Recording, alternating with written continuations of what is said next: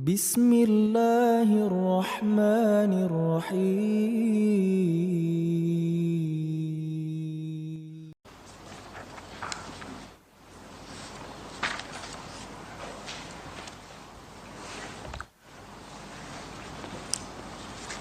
Assalamualaikum warahmatullahi wabarakatuh.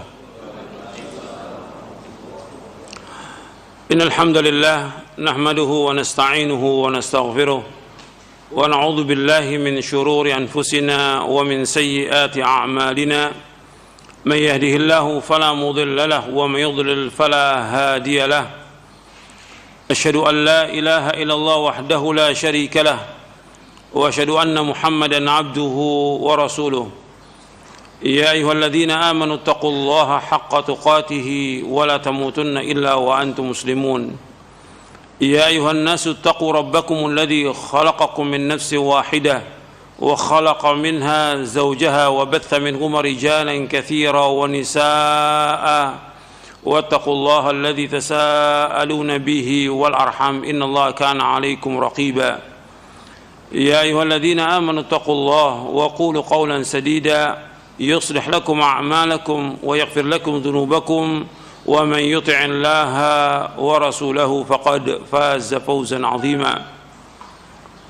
أما بعد فإن أصدق الحديث كتاب الله وخير الهدي هدي محمد صلى الله عليه وعلى آله وسلم وشر الأمور محدثاتها وكل محدثة بدعة وكل بدعة ضلالة وكل ضلالة في النار.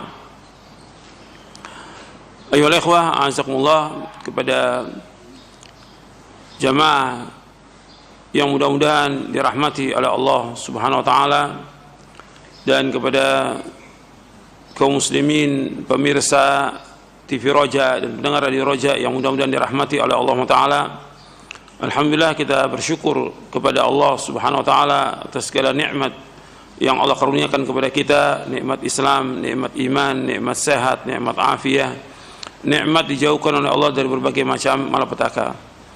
Kita bersyukur kepada Allah atas semua nikmat, dan sering saya ingatkan nikmat yang paling besar adalah nikmat Islam dan sunnah. Ikhwani fid din, a'azakumullah, kita masih membahas syarah akidah Ahlussunnah wal Jamaah, poin yang ke-24 tentang wajibnya mencintai Nabi Muhammad sallallahu alaihi wa ala alihi wasallam. Yang terakhir pada pekan yang lalu kita membahas tentang salawat kepada Rasulullah sallallahu alaihi wasallam. Itu poin yang keempat dari bab atau poin yang ke-24 dari syarah akidah Ahlussunnah wal Jamaah, poin yang ke-24 sudah kita bahas 4 poin. Sekarang kita masuk poin yang kelima dari poin yang ke-24, yang kelima tentang larangan ghulu dan berlebih-lebihan dalam memuji Nabi sallallahu alaihi wasallam. Artinya ghulu, berlebihan kepada Rasulullah SAW tidak boleh, dan juga memuji Nabi dengan berlebihan juga tidak boleh. Jadi ada dua di sini. Yang pertama tentang ghulu, berlebihan kepada beliau, tidak boleh. Yang kedua, memuji beliau dengan berlebihan juga tidak boleh. Dua-duanya tidak boleh. Jadi ghulu artinya melampaui batas, ghulu itu. Jadi qala yaghlu ghuluwan, melampaui batas. Jika ia melampaui batas dalam ukuran, itu namanya ghulu. Allah berfirman dalam surah An-Nisa di ayat 171, la taghlu fi dinikum, janganlah kalian melampaui batas dalam agama kalian. Ini Allah firmankan umum pada asalnya kepada orang-orang Nasrani. Di dalam kitab Tauhid di bab yang ke-19 di dalam kitab Tauhid itu ada bab majaa anna sababa kufri bani Adam wa tarkihim dinahum huwal ghuluw fi salihin.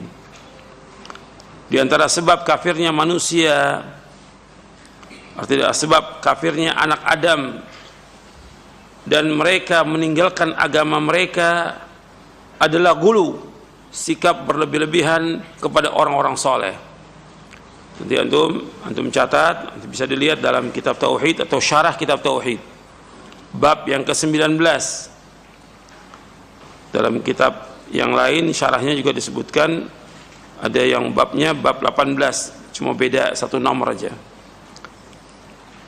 Yang di syarah kitab Tauhid itu bab 19. Ma jaa anna sababa kufri bani Adam wa tarkim dinahum wal ghulu fi salihin. Di antara sebab kafirnya manusia, arti kafirnya anak Adam dan mereka meninggalkan agama mereka, sebabnya adalah ghulu, sikap berlebih-lebihan kepada orang-orang soleh.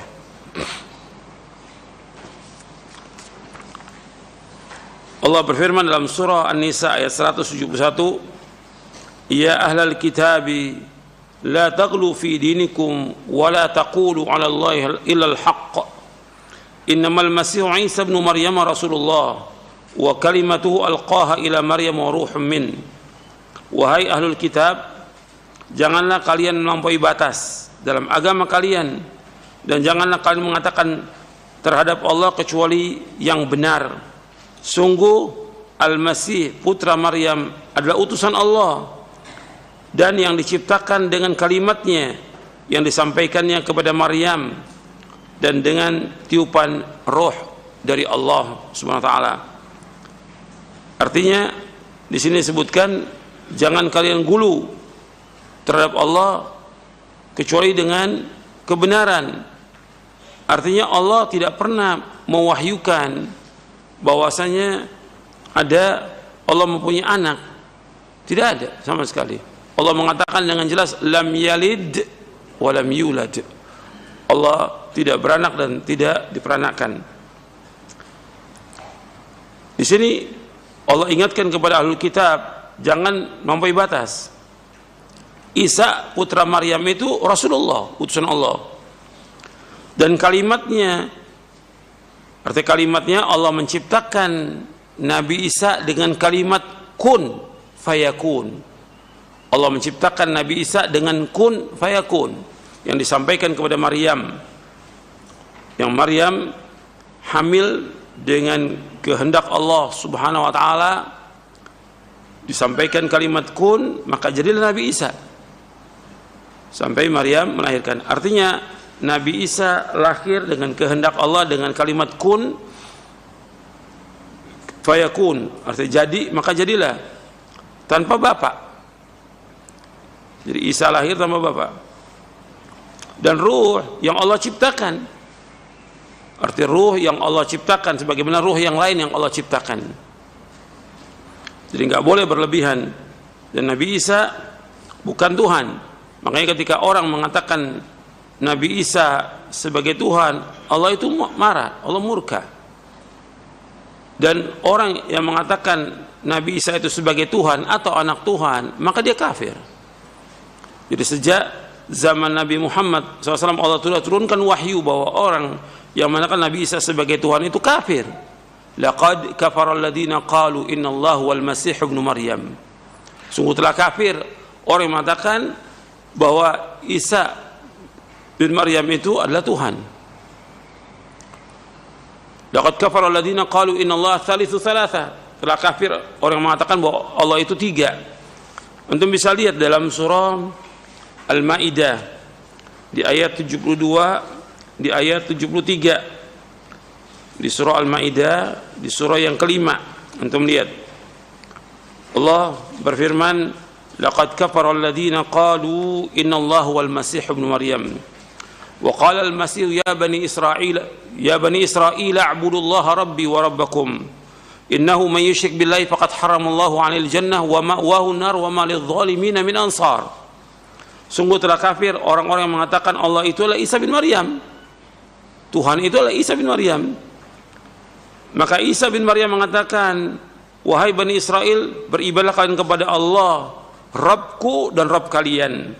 Sesungguhnya orang yang berbuat syirik kepada Allah, maka Allah akan haramkan baginya sorga, tempat tinggalnya neraka, dan orang-orang zalim tidak punya penolong.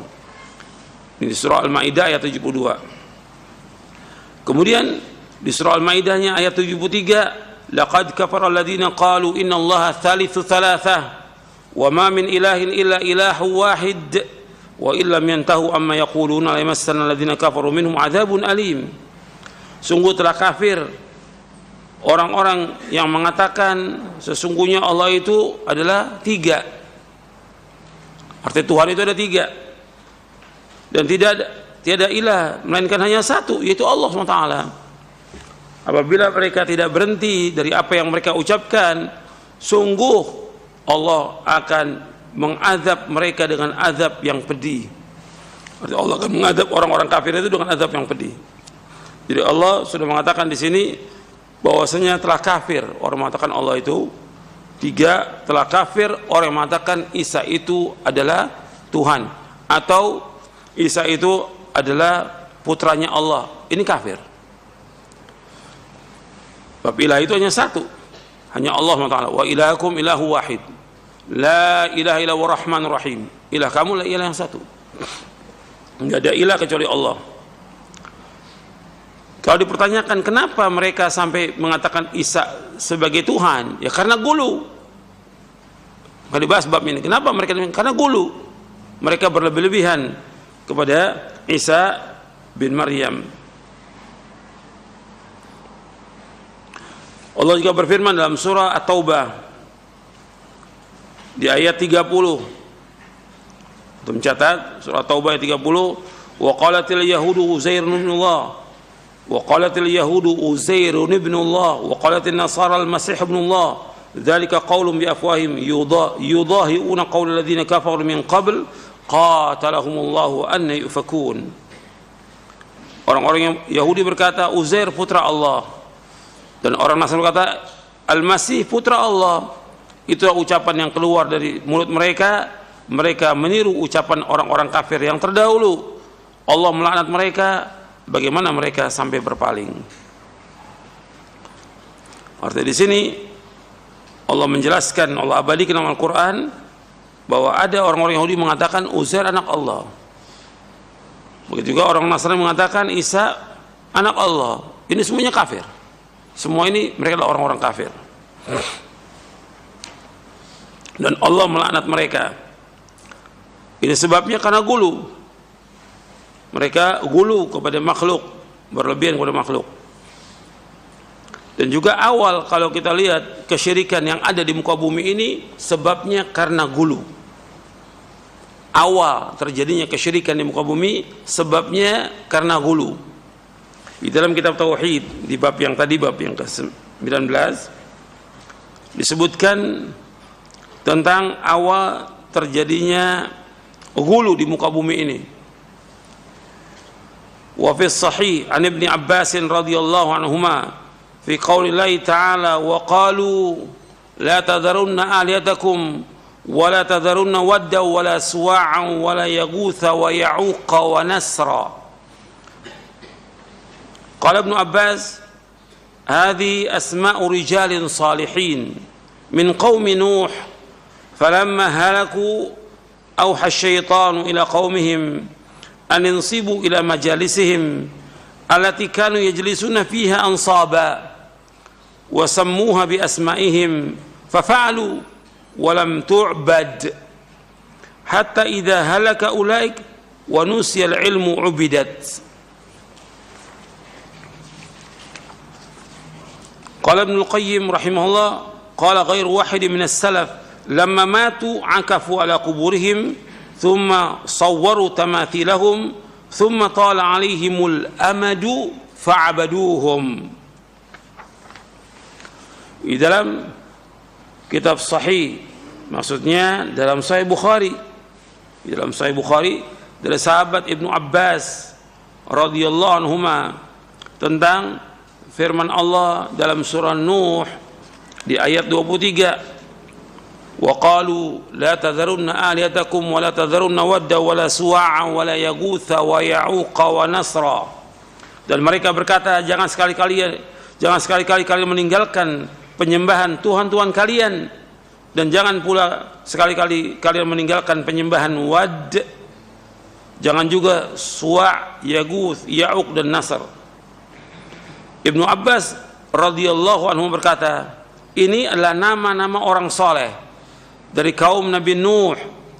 Artinya nama-nama ini Wad, Suwa', Yaguth, Ya'uq dan Nasr adalah orang-orang yang soleh dari kaum Nabi Nuh alaihi salatu wassalam. Tatkala mereka meninggal, syaitan membisikkan kepada kaum mereka agar mereka mendirikan patung-patung pada tempat yang pernah diadakan pertemuan di sana oleh mereka, dan menamai patung-patung itu dengan nama-nama mereka. Orang-orang itu pun lantas melaksanakan bisikan syaitan tersebut. Tetapi patung-patung mereka ketika itu belum disembah, hingga orang-orang yang mendirikan patung tersebut meninggal dunia. Semuanya meninggal dan ilmu agama dilupakan, barulah patung-patung itu disembah. Ini diriwayatkan oleh Imam Bukhari dalam sahihnya. Kata Imam Ibnu Qayyim rahimahullah, banyak kalangan salaf yang mengatakan setelah mereka itu, yakni orang-orang soleh meninggal, orang-orang lantas sering mendatangi kuburan mereka, lalu membuat patung-patung mereka. Kemudian setelah masa demi masa berlalu, sejak masa itu akhirnya disembahlah patung-patung tersebut. Ini akibatnya akibat gulu. Ibnu Qayyim menyebutkan dalam kitabnya Ighatsatul Lahfan min Masaidi Syaitan. Jadi di sini kalau kita lihat, sikap gulu berlebih-lebihan terhadap orang soleh merupakan sebab yang bisa mengantarkan penyembahan kepada mereka. Dan ini sudah terbukti. Ini terjadi pada zaman Nabi Nuh, nanti terjadi juga pada zaman Nabi Muhammad SAW. Artinya umat Nabi Muhammad ini, kita lihat banyak kubur-kubur yang dianggap kuburan keramat, kuburan orang soleh, dibangun kuburannya, kemudian disembah. Seperti yang kita lihat di Indonesia, kuburan Wali Songo, orang datang berbondong-bondong. Dalam Islam nggak boleh seperti ini. Ziarah kubur boleh, tapi ziarah dengan tujuan untuk mencari barokah, tujuan untuk beribadah di tempat kubur tersebut, enggak boleh dalam Islam. Ini merupakan jalan yang membawa kepada penyembahan, dan terbukti akhirnya disembah. Orang datang ke sana minta kepada mereka agar disembuhkan penyakitnya, dimudahkan jodohnya, dimudahkan rezekinya, diangkat jabatannya, dan yang lainnya. Terjadi ini, dan yang datang bukan sedikit, jutaan. Sudah terjadi sejak zaman dahulu, dan ini terjadi di Irak, terjadi di Mesir, banyak negeri Islam. Yang paling banyak di Indonesia ini. Makanya harus dakwah tauhid, harus terus, nggak boleh berhenti. Karena penyembahan kepada selain Allah, Allah nggak redho, Allah tidak redho. Karena dosa yang paling besar dosa apa? Syirik. Makanya nasihatnya yang pertama kali seorang bapak kepada anaknya Allah abadikan dalam Al-Quran. Nasihatnya siapa? Luqman kepada anaknya, ya bunayya la tusyrik billah inna syirka la dzulmun adzim. Wahai anakku, jangan berbuat syirik. Syirik itu kezaliman yang amat besar. Enggak ada kezaliman di muka bumi yang lebih zalim daripada kesyirikan. Allah sebutkan demikian dalam Al-Quran. Makanya di sini dibawakan tentang sikap gulu dari kaumnya Nabi Nuh. Ini orang-orang soleh ini meninggal dunia, kemudian setan membisikkan untuk mengenang jasanya mereka, perjuangannya mereka. Dibangun patung, dibuatlah gambar-gambar, patung-patung, rupaka-rupaka dibuat. Tadinya disembah, hanya untuk mengenang. Kemudian orang yang membuat ini sebagai murid-muridnya meninggal dunia, diganti generasi berikutnya. Nah, generasi berikutnya melihat seperti ini, oh ini Tuhan kita, disembah. Ini yang mengatakan demikian itu sahabat Ibnu Abbas, Al-Habr Al-Bahr, orang yang berilmu dan lautan ilmu, menjelaskan demikian, menafsirkan ayat ini dalam surah Nuh demikian. Surah ini, surah Nuh, dibaca nggak oleh kaum muslimin? Dibaca nggak sama kiai-kiai itu? Dibaca. Mestinya kalau mereka baca surah ini, surah Nuh, bahkan mereka hafal, baca tafsirnya. bagaimana awal kejadian orang menyembah kepada selain Allah. Ghulu ini. Tapi dilewati aja itu surah Nuh. Ibnu Abbas menjelaskan di dalam Sahih Bukhari, dijelaskan Ibnu Abbas radhiyallahu anhu bahwa awal terjadinya kesyirikan ghulu ini disebabkan pada zaman Nabi Nuh, orang-orang ghulu kepada orang-orang soleh.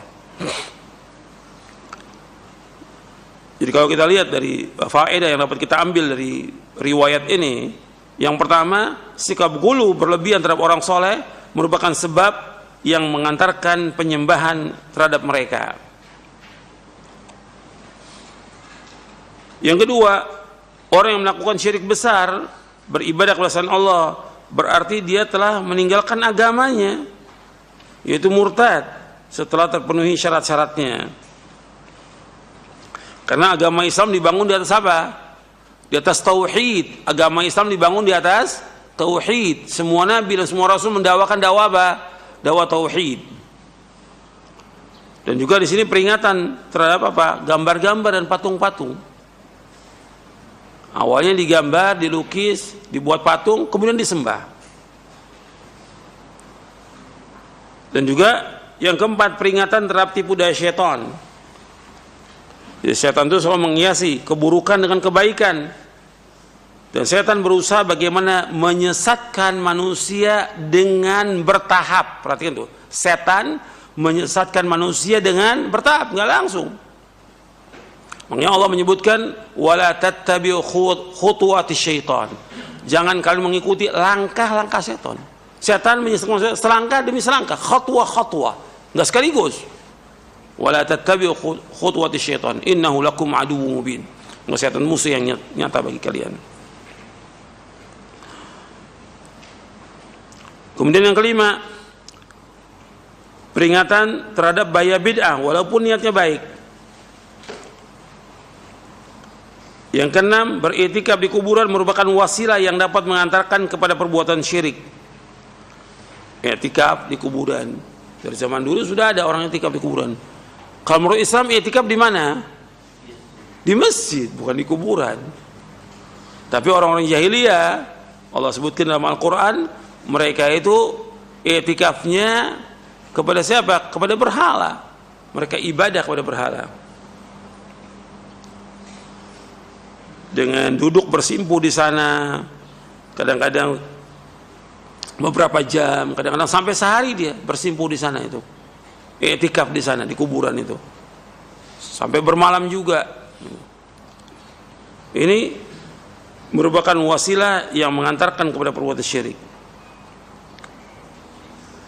Yang ketujuh, faedahnya mengetahui betapa besarnya kedudukan ilmu. Karena selama ilmu itu masih ada, artinya ada orang-orang yang berilmu yang menjelaskan kepada manusia tentang tauhid dan bahaya syirik, insya Allah agama ini akan terjaga. Tapi ketika sudah meninggal orang-orang yang mendakwakan dakwah tauhid, maka orang akan menyembah kepada selain Allah. Maka di sini dikatakan oleh Ibnu Abbas, kata Ibnu Abbas, wa nusiyal ilmu ubidat. Ilmu itu sudah dilupakan, kemudian disembah. Artinya sudah nggak ada lagi para dai atau ulama yang mendakwakan dakwah tauhid. Kalau sudah nggak ada, disembah semua kubur-kubur itu. Jadi selama masih ada dai yang mengajak kepada tauhid, ini merupakan keberkahan bagi umat ini. Yang kedelapan, tentang bahayanya orang yang tidak belajar agama. Kalau orang tidak belajar agama, tidak menuntut ilmu, lama-kelamaan dia akan sesat. Akan sesat. Apalagi dia merasa dirinya sudah cukup. Dia tidak tahu lama-kelamaan masuknya kesyirikan dalam hatinya atau dalam keluarganya. Kemudian yang terakhir, bahaya taklid kepada nenek moyang. Taklid kepada nenek moyang akan mengantarkan manusia kepada kesesatan. Sekarang kita bahas hadisnya. Kita melihat di sini di halaman 268 dari Syarah Aqidah Ahlussunnah wal Jamaah, Nabi bersabda sallallahu alaihi wasallam, "Iyyakum wal ghuluwa fid din, fa innama ahlaka man kana qablakum al-ghuluwu fid din." Iyyakum wal ghuluwa fid din. Jauhkan diri kalian dari sikap ghulu, berlebih-lebihan dalam agama. Fa innama ahlaka man kana qablakum al-ghuluwu fid din. Karena sungguhnya gulu dalam agama ini, atau berlebihan dalam agama ini, telah membinasakan orang-orang sebelum kalian. Hadis ini sahih, diriwayatkan oleh Imam Ahmad, An-Nasa'i, Ibnu Majah, Ibnu Khuzaimah, dan yang lainnya dari sahabat Ibnu Abbas radhiyallahu anhuma. Di sini Nabi menyebutkan, yaitu jangan kalian gulu, jangan berlebih-lebihan di dalam agama. Karena berlebihan itu membinasakan orang-orang sebelum kalian. Salah satu sebab yang membuat seorang menjadi kufur adalah sikap gulu dalam beragama, baik kepada orang soleh atau orang yang dianggap wali, maupun gulu kepada kuburan para wali hingga mereka minta dan berdoa kepadanya, padahal inilah perbuatan syirik akbar, dosa besar. Hadis ini, faedah dari hadis ini, iyyakum wal ghuluwa fid din. Yang pertama, larangan dari gulu. Faedahnya yang pertama, larangan dari gulu, baik dalam masalah akidah maupun dalam masalah ibadah. Baik dalam masalah akidah maupun dalam masalah ibadah.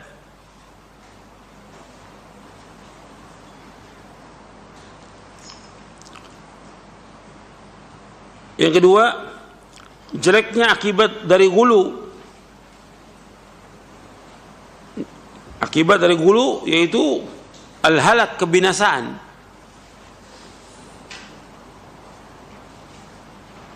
Yang ketiga, kita harus mengambil pelajaran dari umat-umat terdahulu agar kita tidak sesat. Bab di sini disebutkan fa inna ma ahlaka man kana qablakum al-ghulu fid din. Yang membinasakan orang sebelum kalian dengan sebab gulu. Kita harus ambil pelajaran itu. Jangan gulu. Jangan gulu kepada orang-orang saleh. Jangan gulu juga dalam ibadah. Dan gulu juga dalam masalah akidah, seperti masalah akidah keyakinan seperti Khawarij yang mereka mengatakan orang yang berbuat dosa besar kafir. Ini gulu mereka. Kemudian bukan hanya kafir, bahkan mereka bunuh, seperti Khawarij mengkafirkan Khalifatul Rashid Ali bin Abi Thalib radhiyallahu an, sampai mereka memerangi Ali bin Abi Thalib, sampai mereka membunuh. Awalnya Ali membunuh mereka, tapi kemudian mereka terus berusaha bagaimana membunuh Khalifatul Rashid, seperti yang sudah saya sampaikan. Dan yang bunuh itu adalah ahli ibadah, tapi ditutup kehidupannya dengan su'ul khatimah, yaitu Abdurrahman bin Muljam al-Muradi yang membunuh Ali bin Abi Thalib radhiyallahu anhu. Begitu juga nggak boleh gulu dalam ibadah. Ibadah juga sesuai dengan contoh Nabi, jangan berlebih-lebihan, dan orang akan meninggalkan ibadah itu karena dia berlebihan dalam masalah ibadah. Mau sholat malam Nabi kerjakan 11, dia kerjakan lebih daripada itu sampai dia nggak tidur, akhirnya ditinggalkan ibadah itu oleh dia. Yang Nabi contohkan kerjakan, tapi enggak, terus dia berlebihan, ingin semangat untuk ibadah sampai enggak tidur, sampai sholatnya 30 rakaat bahkan lebih daripada itu. Ini ghulu dalam ibadah. Atau yang lainnya lagi yang tidak dibenarkan dalam syariat. Kemudian yang keempat, sikap ghulu membuat binasa umat-umat sebelum kita.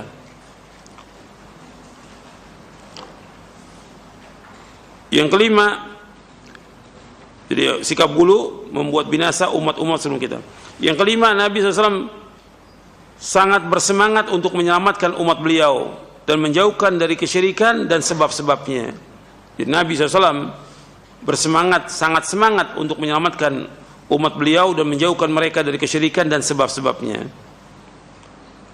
Makanya kita juga harus semangat mendakwakan dakwah tauhid.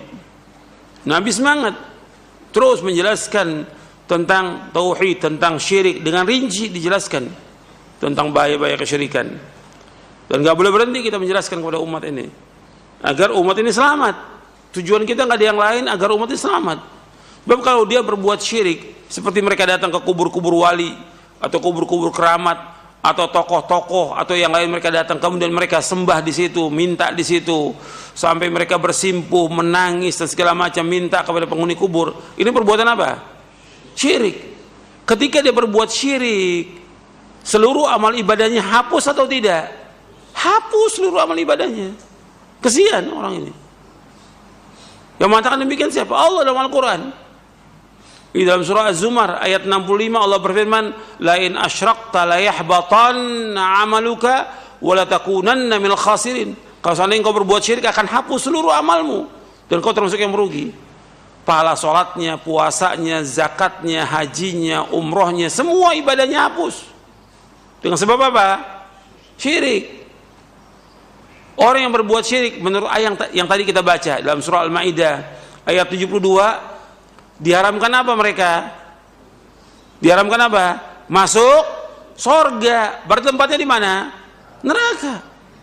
Innahu may yusyrik billahi faqad haramallahu alaihil jannah wa ma'wahu an-nar wa ma lidh-dhalimina min ansar.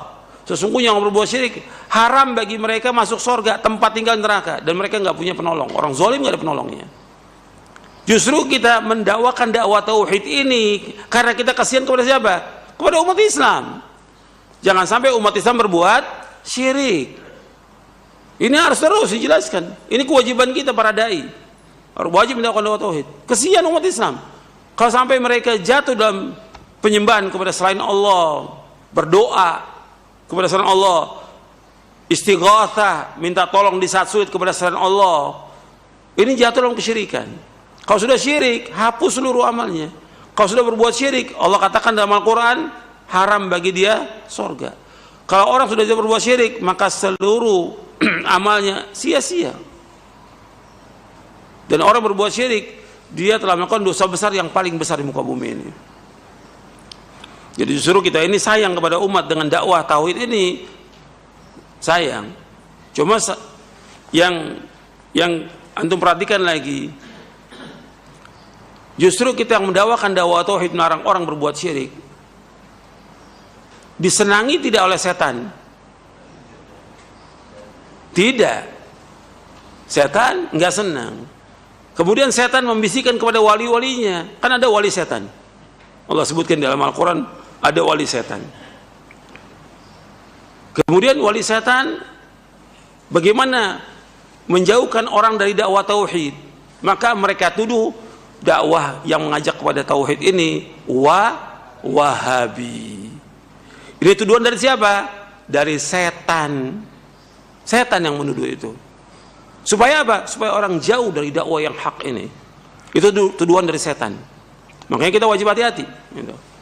Yang kita dakwakan ngajak orang bagaimana beribadah hanya kepada Allah, menjauhkan syirik. Jadi mereka nggak senang. Maka dituduhlah dengan tuduhan-tuduhan yang macam-macam. Seperti para anbiya wa rasul alaihi wassalatu wassalam dituduh dengan berbagai macam tuduhan. Karena mendakwakan dakwah apa? Tauhid. Kemudian yang keenam, gulu terhadap orang-orang soleh merupakan sebab terjatuh ke dalam kesyirikan. Gulu terhadap orang soleh merupakan sebab terjatuh ke dalam kesyirikan.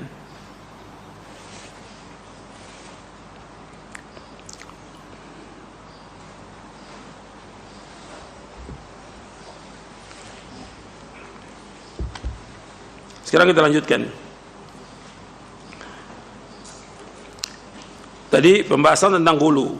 Kemudian tentang itra.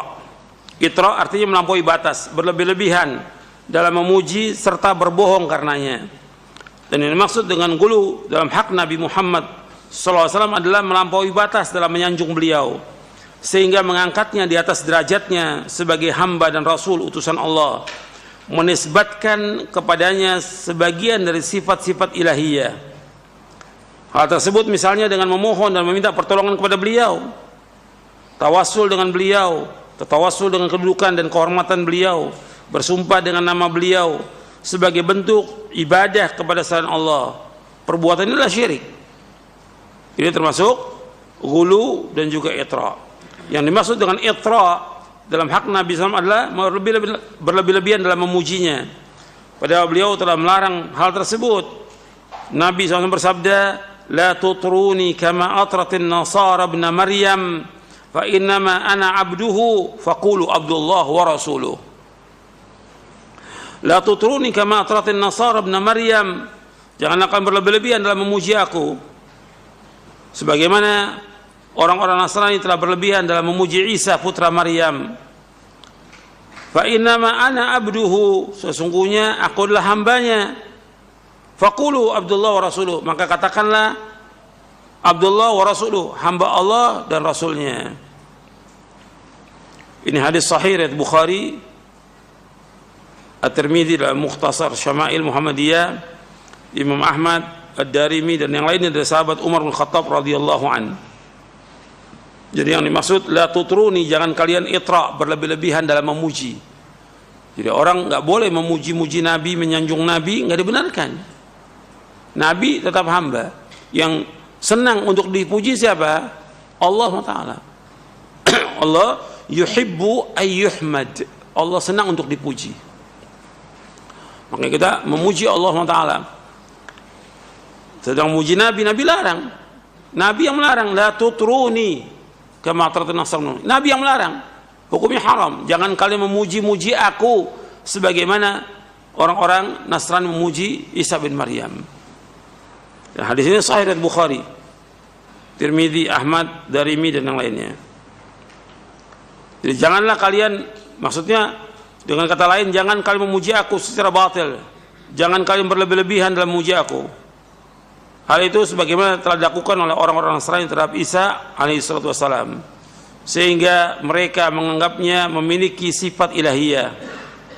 Karena itu sifatilah aku sebagaimana Rabbku telah memberikan sifat kepadaku, maka katakanlah hamba Allah dan Rasulnya. Di antara bentuk berlebihan kepada Nabi SAW, mereka mengatakan kalau orang membaca selawat atau yang lainnya, Nabi itu datang, atau dalam peringatan-peringatan maulid atau yang lainnya, rohnya Nabi datang. Ini termasuk ghulu. Ini masalah gaib. Sedangkan orang kalau sudah meninggal dunia, roh itu berada di mana? Di alam barzah, tidak kembali ke dunia. Mi waraihim barzakhun ila yaumi yub'atsun, dalam surah Al-Mu'minun ayat 100.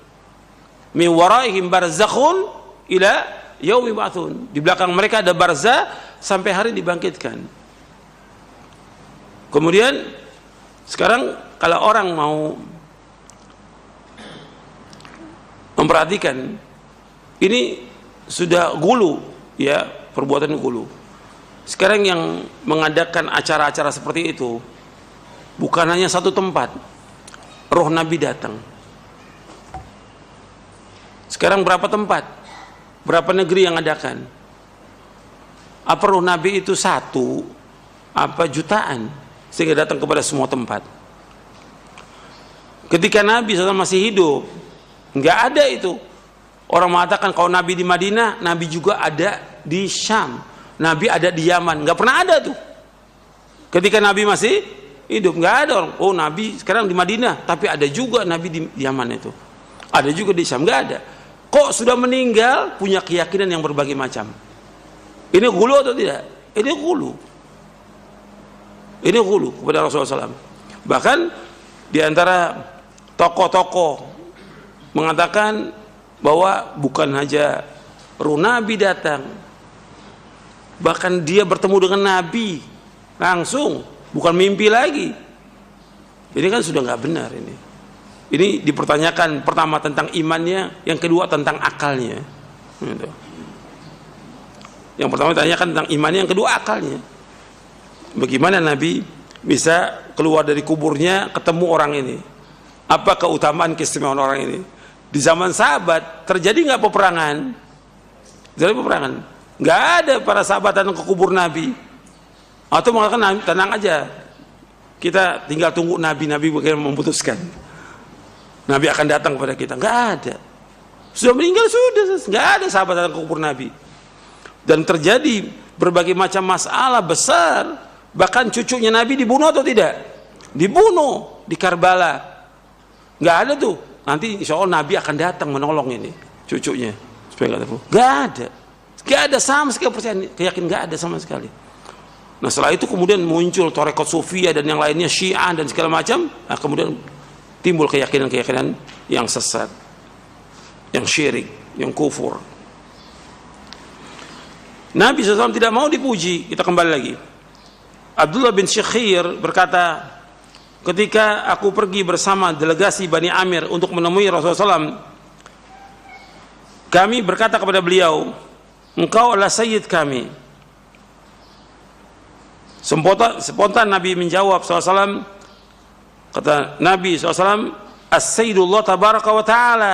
Sayyid, penguasa itu atau tuan itu adalah Allah Tabaraka wa Ta'ala. Artinya Nabi dipanggil Sayyid aja nggak mau Nabi, meskipun beliau Sayyid atau bukan, Sayyid Nabi.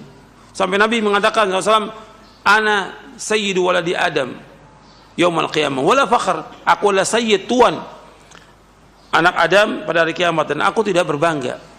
Nabi mengatakan ana sayyidu wali Adam, aku adalah sayyid, dan hadisnya sahih. Tapi ketika Nabi dipanggil sayyid, Nabi nggak mau. Karena apa? Nabi mencegah supaya orang tidak jatuh dalam kesyirikan, gulu. Takutnya mereka gulu. Lalu kami berkata, dan kau adalah orang yang paling utama dan paling agung kebaikannya. Nabi menjawab juga, qulu biqaulikum au ba'di qaulikum wala yastajriyannakumus syaitan. Katakanlah sesuai dengan apa yang biasa, yang wajar kalian katakan, atau seperti sebagian ucapan kalian, dan janganlah sampai kalian terseret oleh syaitan. Nabi tidak mau para sahabatnya jatuh dalam perbuatan gulu. Dan ini dibawakan juga di dalam kitab Tauhid tentang tidak bolehnya memuji dan menyanjung Nabi Muhammad sallallahu alaihi wa ala alihi wasallam.